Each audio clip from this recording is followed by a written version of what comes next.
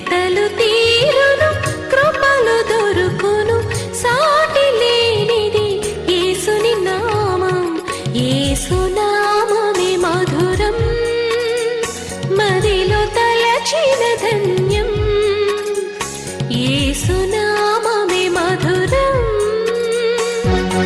ప్రభువు నందు ప్రియ దేవుని బిడ్డలారా, నేటి వాక్య ధ్యానము కొరకు ప్రార్థన చేద్దాం. దయచేసి తలలు వంచండి, ప్రార్థనలో ఏకీభవించండి. మమ్మలను మిక్కిలిగా ప్రేమిస్తున్న మా ప్రియ పరలోకపు తండ్రి, మీ పరిశుద్ధ ఘననామమునకు వందనాలు, స్తోత్రాలు. నేటి వాక్య ధ్యానం ద్వారా మాతో మాట్లాడమని ప్రార్థిస్తున్నాము. మా ప్రజలు వింటుండగా విశ్వాసమును, విశ్వసించిన వారు సంపూర్ణతను అందుకుని భాగ్యం ఇవ్వండి. యేసు నామమున ప్రార్థిస్తూ ఉన్నాము తండ్రి, ఆమెన్. ప్రియమైన దేవుని బిడ్డలారా, మీ పరిశుద్ధ బైబిల్ గ్రంథంలో నుండి పరిశుద్ధుడైన పౌలు గారు వ్రాసిన 2వ పత్రిక, కొరింథీయులకు పౌలు వ్రాసిన 2వ పత్రిక 4వ అధ్యాయం 7వ వచనం నుండి వాక్యాన్ని చదువుతాము. నిన్నటి దినము 5-6 వచనాల్లో సంఘమునకు సేవకులు, పరిచారకులు, ప్రభుత్వ అధికారులు, ప్రజలకు పరిచారకులు అనే ఎగ్జాంపుల్ నేను చెప్పి ఎక్స్ప్లెయిన్ చేశాను. 7వ వచనంలో పౌలు గారు చెప్పింది ఏమిటంటే, అయినను బట్ ఇంటర్జంక్షన్ అంటారు దీన్ని. అయినను 2 సందర్భాలని కలుపుతుంది. పై వచనాల్ని కింద వచనాల్ని కలుపుతూ అయినను బట్ కంపారిజన్. ఆ బలాధిక్యము మా మూలమైనది కాక. సేవకులు బలము యొక్క ఆధిక్యత కలిగిన వారు. బల ఆధిక్యత. ఆధిక్యత అంటే గొప్పదనం, బలాధిక్యత అంటే గొప్ప బలం కలిగి ఉండటం. గొప్ప బలము ఉన్నది సేవకునికి. ఆ బలము ఏమిటంటే దేవుని మహిమను గుర్చిన జ్ఞానము అను బలము.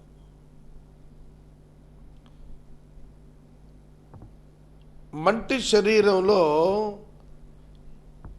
మహిమ, ఐశ్వర్యం ఉంది కాబట్టి అన్నాడు, ఈ బలాధిక్యము మా మూలమైనది కాక. అది వారి సెల్ఫ్ ఎర్న్డ్ కాదు, సొంతగా సంపాదించిన బలము, ఆధిక్యత కాదు. ఇది దేవునిది అయి ఉన్నట్టుగా, దేవునిది అయి ఉన్నట్టుగా ఆ బలాధిక్యత దేవునిది. మంటి ఘటాల్లో ఈ ఐశ్వర్యం మాకు కలదు. మంటి ఘటము అంటే శరీరం. ఈ శరీరంలో మాకు ఐశ్వర్యం ఉంది. అన్యులకు, అవిశ్వాసులకు శరీరమునకు వెలుపట ఐశ్వర్యం ఉంటుంది. శరీరమునకు వెలుపట ఐశ్వర్యము, ఈ శరీరమునకు లోపల ఐశ్వర్యము. అది వ్యత్యాసం.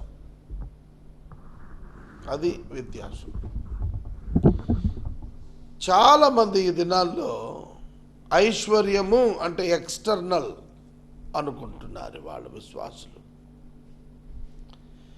ఎక్స్టర్నల్ ఐశ్వర్యం గురించి ప్రభువు చెప్పింది ఏంటంటే, దొంగలు దోచుకుంటారు, చిమ్మెట కొట్టును అని చెప్పారు. కానీ ఈ మహిమ ఐశ్వర్యం మంటి దేహంలో ఉన్నదే, అది పరలోక రాజ్యపు ఐశ్వర్యం అక్కడ దొంగ రాడు, చిమ్మెట కొట్టదు, దోచుకోడెవడు. దేవుని మహిమ యొక్క జ్ఞానం, పరిశుద్ధాత్మ శక్తి మంటి ఘటంలో నివాసం ఉంటున్నాడు. అదే సేవకునికి, విశ్వాసికి ఉన్న బలాధిక్యత. ఏం చూసుకున్నాయా నువ్వు ఈ మాటలు మాట్లాడుతున్నావు అంటారు నాతో చాలామంది. నేను చాలా రకరకాలైనటువంటి మాటలు, సామాన్యమైన కోటీశ్వర్లు అయితే మాట్లాడలేనివి నేను ప్రభువు పేరిట ఇవి చెయ్యాలనుకుంటున్నాను అని నేను వ్యక్తీకరించినప్పుడు మొట్టమొదటి ప్రశ్న, నీ దగ్గర డబ్బు ఎంత ఉంది? నా దగ్గర ఏమీ లేదు. డబ్బేమి లేనప్పుడు నువ్వు ఎందుకు ఈ మాటలు అంటున్నావు? డబ్బు లేదు, కానీ ఐశ్వర్యం అంతరంగంలో ఉంది, బలాధిక్యత అంతరంగంలో ఉంది. శరీరంలో పరిశుద్ధాత్మ దేవుడు నివాసం చేస్తున్నాడు. ఆయన కలిగి ఉన్నవాడు అన్నడు కూడా ఐశ్వర్యవంతుడే, ఐశ్వర్యవంతుడే. ఇహలోక సంబంధమైన ఐశ్వర్యం తాత్కాలికమైంది, తరిగిపోయేటువంటిది. కానీ దేవుడు బలాధిక్యతగా అనుగ్రహించిన ఐశ్వర్యం తరిగేది కాదు, అనుభవాలలో పెరిగేది అది. అందుకే అన్నాడు, ఈ బలాధిక్యత మామూలముగా కలిగినది కాదు. ఇది యూనివర్సిటీల్లో చదువుకోవటం వల్ల, స్కిల్ డెవలప్మెంట్, మేనేజ్మెంట్స్ డెవలప్మెంట్ వల్ల, లాంగ్వేజ్ డెవలప్మెంట్ వల్ల, కమ్యూనికేషన్ స్కిల్ డెవలప్మెంట్ వల్ల వచ్చిన ఆధిక్యత కాదు ఇది. ఇట్స్ ఎ గిఫ్టెడ్ వన్, వరముగా అనుగ్రహించబడినటువంటిది అన్నమాట. వరంగా ఇవ్వబడింది పరిశుద్ధాత్ముని చేత, ఆత్మవరము. అందుకనే అది మానవుడు వివేచింపలేనిది, అది మనుషుల చేత కలిగేది కాదు. ఎటు పోయినను శ్రమపడుచున్నను ఇరికింపబడువారము కాము. శ్రమలుంటాయి, కానీ సొల్యూషన్ లేని వాళ్ళం కాదు. But we have this treasure in jars of clay to show that the సర్పాసింగ్ power belongs to God and not to us. Surpassing power, surpassing power. బలము యొక్క ఆధిక్యత మామూలుది కాదు, అది పవర్, శక్తి, శక్తిది. ఈ శక్తి దేవుని యొక్క వాక్యమే, దేవుని యొక్క వాక్యమే. రక్షించబడుచున్న మనకు దేవుని శక్తి అన్నాడు కొరింథీయులకు పౌలు గారు. It is the power of God. The word of God is the power of God. The knowledge of the God is the power of God and the gift of the God. దేవుడిచ్చే జ్ఞానము, దేవుని వరము, దేవుని శక్తి, అది కలిగిన వాడు ఉన్నతుడవుతాడు. రుజువవుతుంది, అది తప్పదు. తరమబడుచున్నను దిక్కులేని వారము కాము, అపాయములో ఉన్నను ఉపాయము లేని వారము కాము, పడద్రోయబడినను నశించువారము కాము. We are afflicted in every way but not crushed.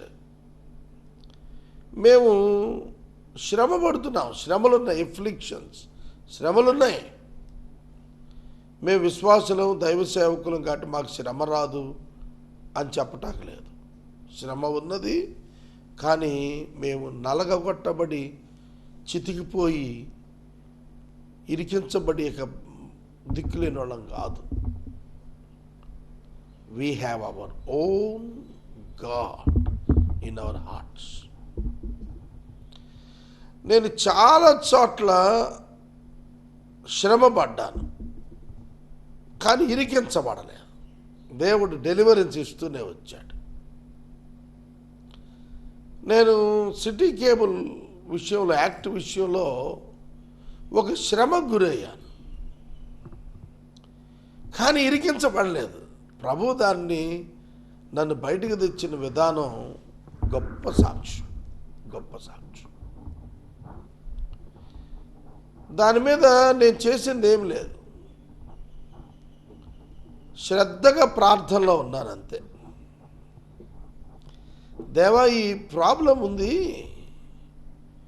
దీనికి నా దగ్గర సొల్యూషన్ ఏం లేదే, నువ్వే నా సొల్యూషన్ కదా, నేను ఇరుక్కుపోకుండా నాకు సొల్యూషన్ ఇమ్మని నేను ప్రార్థన చేసి, దేవుడు నాకు కొంత డ్రాఫ్టింగ్ ఇచ్చారు. ఆ డ్రాఫ్టింగ్తో ఆ ప్రాబ్లం నాకు తొలగిపోయింది.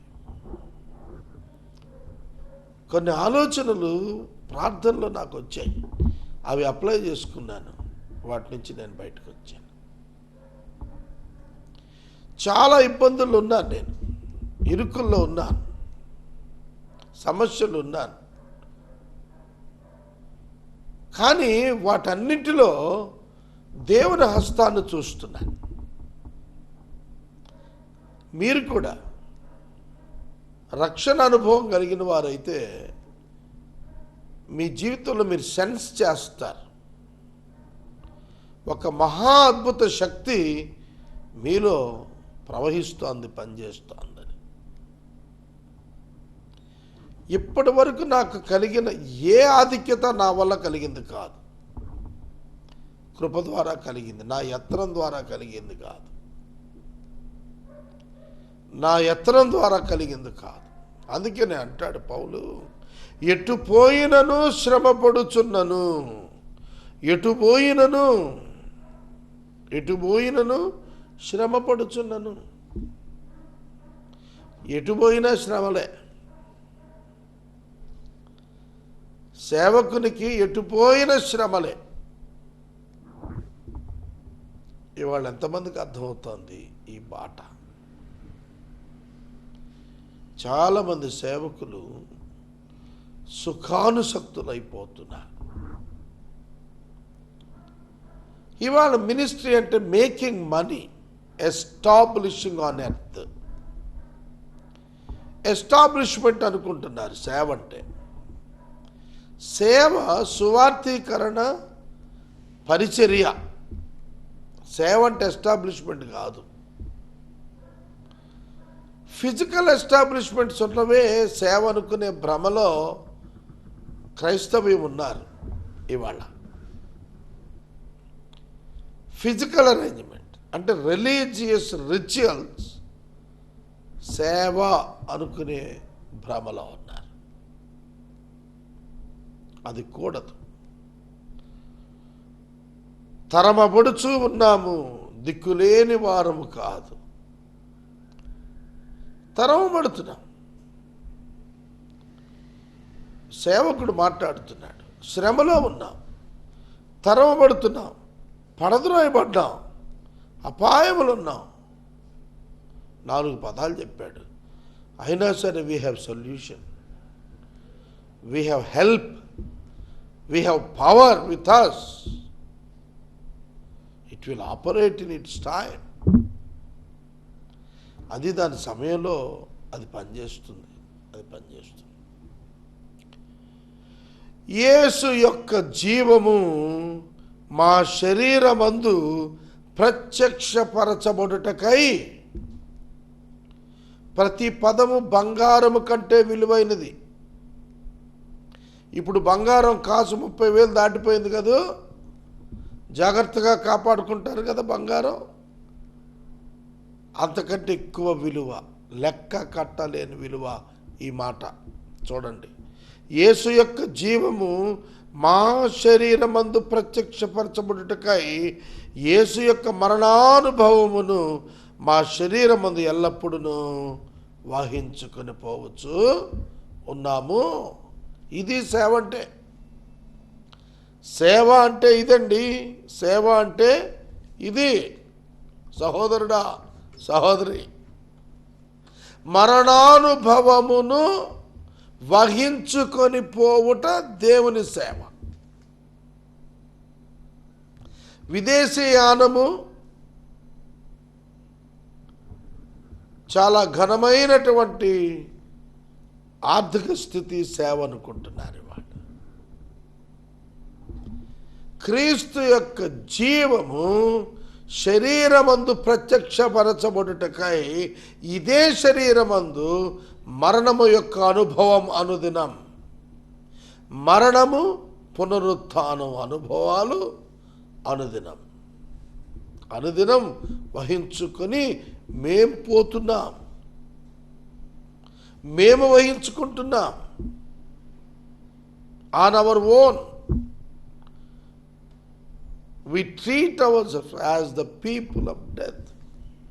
చచ్చిపోయిన వారిగా లెక్కెట్టుకుంటున్నాం మమ్మల్ని. లోకానికి, సౌఖ్యానికి, ధనానికి, ఖ్యాతి, పేరుకి, ప్రతిష్టలకి. అట్లాంటి వాడే నిజమైన సేవకుడు. అలాంటి సేవకుని యందు దేవుడు ఆనందిస్తాడు. శరీరమందు జీవం ప్రత్యక్షపరచబడాలి. శరీరమందు మరణం అనుభవం ఉంటే జీవము అదే బయటకు వస్తుంది. You must experience the death of Jesus Christ in your body. Not to sin.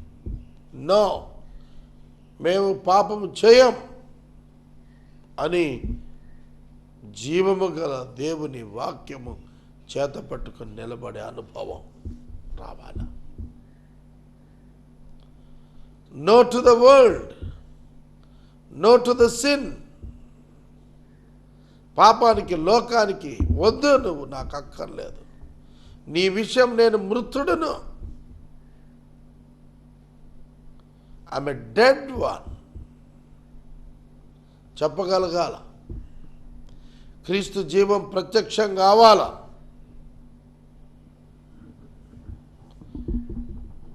తరువాత ఏలయనగా యేసు యొక్క జీవము కూడా మా మర్త్య శరీరమందు ప్రత్యక్ష పరచబడినట్లు, పాస్టెన్స్ బడినట్లు సజీవులు మేము ఎల్లప్పుడూ యేసు నిమిత్తము మరణమునకు అప్పగించబడుచున్నాము.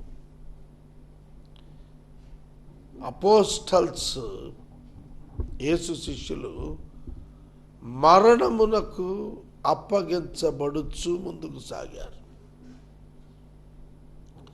వారు నమ్మినటువంటి ఆ విశ్వాసాన్ని ప్రజలకు అందించినప్పుడు ప్రమాదపు అంచున వారు నిత్యము ప్రయాణం చేశారు. ఇవాళ మనం అట్లాంటి అనుభవాల్లో లేము.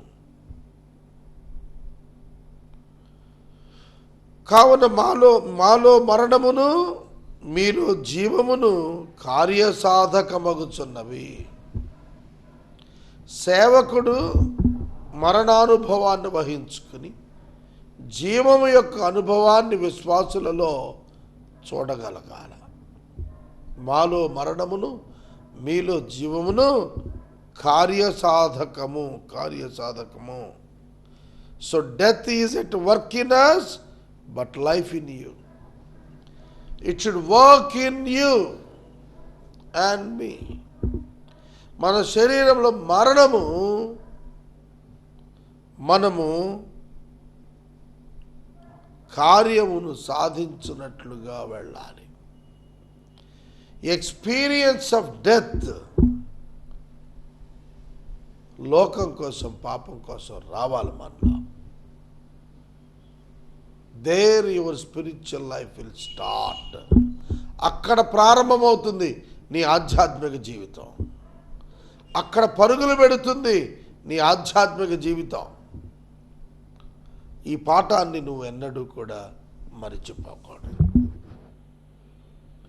కృప ఎక్కువ మంది ద్వారా ప్రబలి దేవుని మహిమ నిమిత్తము కృతజ్ఞతాస్తుతులు చెల్లింప విస్తరింప చేయులాగున సమస్తమైనవి మీ కొరకై ఉన్నవి. All the blessings belongs to the church. ఎందుకంటే కృప ఎక్కువ మంది ద్వారా ప్రబలాలి. దేవుని మహిమ నిమిత్తం కృతజ్ఞతాస్తుతులు విస్తరింప చేయులాగున. మీరెవరైనా ఒక పాపి రక్షించబడటం చూస్తే దేవుని స్తుతిస్తున్నారా? దేవుని స్తుతిస్తున్నారా? దేవుని స్తుతించాలి, మనం ఆరాధించాలి. ప్రభువును స్తుతించి ఆరాధించుట నేర్చుకోవాలి. ఇతరుల యొక్క రక్షణ మన ఆరాధనలో ఒక కారణం కావాలి. కృతజ్ఞతాస్తుతులు విస్తరింప చేయబడాలి. అనేకులలో కృప ప్రబలాలి. ప్రబలుట అంటే విస్తరించటం, పెరిగిపోవటం. కనుక more people must receive the grace of God though they are sinners. వారు పాపులైనప్పటికీ కృప వారి యందు విస్తరించి దేవునికి మహిమ రావాలి. మనము దేవుని స్తుతించాలి. విశ్వసించి తిని గనుక మాటలాడి తిని అని వ్రాయబడిన ప్రకారము అట్టి విశ్వాసముతో కూడిన ఆత్మగలవారమై ప్రభువైన యేసును లేపిన వాడు యేసుతో కూడా మమ్మను కూడా లేపి మీతో కూడా తన ఎదుట నిలవబెట్టునని ఎరిగి మేము విశ్వసిస్తున్నాం కనుక మాట్లాడుచున్నాం, కావున మేము అధైర్యపడం. 28 సంవత్సరాలు నేను సేవకొచ్చి మేము అధైర్యపడము. What a wonderful word it is. So we do not lose heart. మేమేం కంగారు పడిపోం, మేము నష్టపోయామని దిగులు చెందాం. We do not lose heart. We do not lose heart. మేము హృదయాన్ని వదిలేసుకోం, మా నిరీక్షణ కాదనుకోం. గుర్తుపెట్టుకోండి, దేవుని వాక్యం హెచ్చరిక చేస్తుంది. సేవకులైన వారు విశ్వసించారు. ఆత్మ కలిగిన వారే విశ్వసించిన వారే సేవకులు. ఆత్మ కలిగి విశ్వసించిన వాడు నిరీక్షణ కూడా కలిగి ఉంటాడు. ఎందుకంటే పరిశుద్ధాత్మ దేవుడిని కలుగున్నాం కనుక. యేసుక్రీస్తును తండ్రి అయిన దేవుడు మృతుల్లో నుండి లేపాడనే విశ్వాసమే మాకు ఈ జీవాన్ని, ఈ జ్ఞానాన్ని, ఈ ధైర్యాన్ని, ఈ బలాధిక్యతను, ఈ ప్రత్యక్షతను మాకు కలుగజేసింది. The resurrection of Jesus Christ made us whole. మమ్మల్ని సంపూర్ణంగా చేసింది యేసు యొక్క పునరుద్ధానమే. యేసు యొక్క పునరుద్ధానమే. ఈ సమయంలో వాక్యం వింటున్న ప్రతి ఒక్కరికి నేను మనవి చేస్తున్నాను. విశ్వసించి తిని కనుక మాట్లాడి తిని. నా జవాబు కూడా అదే. హైదరాబాద్ ఔటర్ రింగ్ రోడ్ చుట్టూత ప్రతి 3 కిలోమీటర్ల వ్యాసార్థంలో ఒక ప్రాజెక్ట్ రావాలి క్రిస్టియన్స్ కనుక్కున్నాను నేను. హాస్యాస్పదం. ఒక మనిషి ఆ ప్రకటన చేయటం హాస్యాస్పదం కదా. అలా చాలా అనుకున్నాను. అలా చాలా అనుకున్నాను. అవన్నీ కావాలి అని అంటే మనుషులందరూ లెక్కిస్తుంది డబ్బు.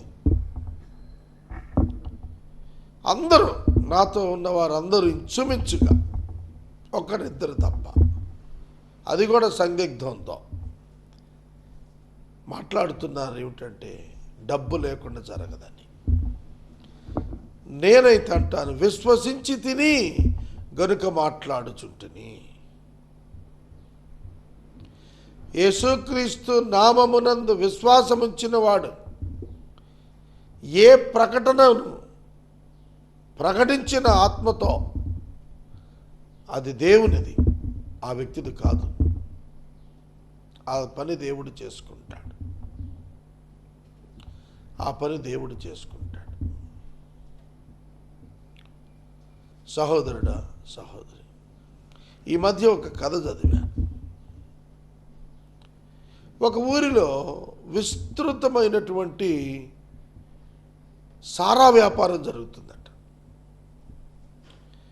విస్తృతం, ఇక ఊరంతా తాగుబోతులే. సంఘంలో ఒక దైవజనుడు లేచి, రేపటి సాయంకాలం వీరందరి కోసం మనం ప్రార్థన చేద్దాం రమ్మని పిలిపించాడు. సారా కొట్టు లేకుండా చేసేద్దాం ఊర్లో అనేప్పటికీ పగబట్టి అతన్ని చంపేశారు.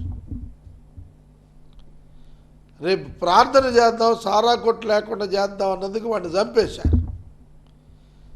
కానీ ఆ మాట విన్న విశ్వాసులందరూ కూడా 20,000 మంది పోగయ్యారట ఆ మైదానంలో.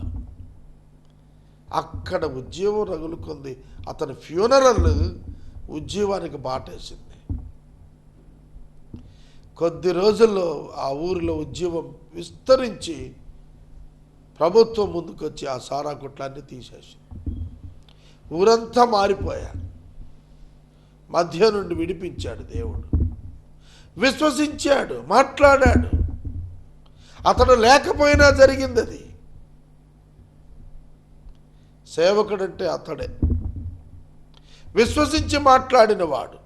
తాను చూడకపోవచ్చు, కానీ అది జరగాల్సిందే. సహోదరుడా, సహోదరి, నేను ముగిస్తున్నాను. మీ జీవితాల్లో మీరు గ్రహించండి. పరిశుద్ధాత్మ చేత జీవించటం నేర్చుకుందాము. విశ్వాసులమా మనం, సేవకులమా మనం ఆలోచించుకుందాం. మమ్మలను మిక్కిలిగా ప్రేమిస్తున్న మా తండ్రి వందనాలు. వాక్యము విన్న బిడ్డలను దీవించండి. యేసు నామమున ప్రార్థిస్తున్నాము తండ్రి, ఆమేన్. తండ్రి అయిన దేవుని ప్రేమ, కుమారుని యేసయ్య కృప, పరిశుద్ధాత్మ దేవుని యొక్క అన్యోన్య సహవాసం సదా మనకు తోడైనను కాక. ఆమేన్.